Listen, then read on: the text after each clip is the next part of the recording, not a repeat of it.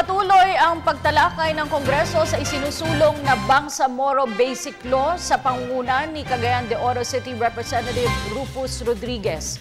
Kabilang sa tinalakay ang constitutionality ng ilang probisyon ng BBL. Narito ang ulat ni Ara Perez. Tinatalakay na sa Kongreso ang nakabinbing Bangsamoro Basic Law sa pagbabalik sesyon nito. Pinangunahan ni Cagayan de Oro City Representative Rufus Rodriguez ang naturang pagdinig na dinaluhan ng mga kinatawan ng pamahalaan at MILF. Sa simula pa lamang ng sesyon ay kinwestiyon na ni Muntinlupa City Representative Rodolfo Biazon ang constitutionality nito o kung sang-ayon nga ba sa saligang batas ang naturang panukala. Ayon kay Biazon, lahat ay maaaring makompromiso, maging ang pamahalaan maliban lamang sa konstitusyon. I see two alternatives. One, bring back the ARMN. If this law fails. Second, war. Nobody wants war.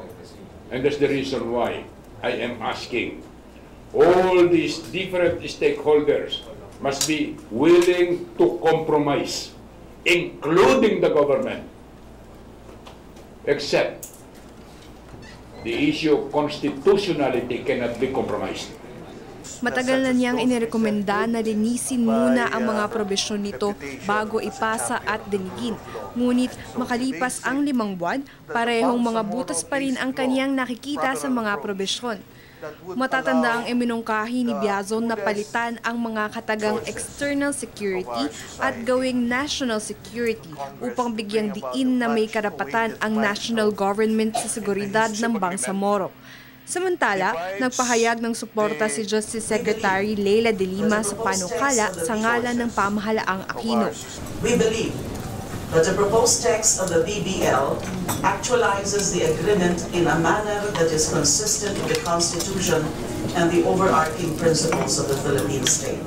We also unreservedly affirm that Congress has the fullness of authority to examine and enhance the draft, crafting an instrument that enshrines the commitments of the parties to the agreement, fulfills the aspirations of our people, and complies with the spirit and the letter of the Constitution. Pinatotohanan ni De Lima na sang-ayon sa Konstitusyon ng Pilipinas ang Sharia law na nakasaad sa Article 10 ng panukala.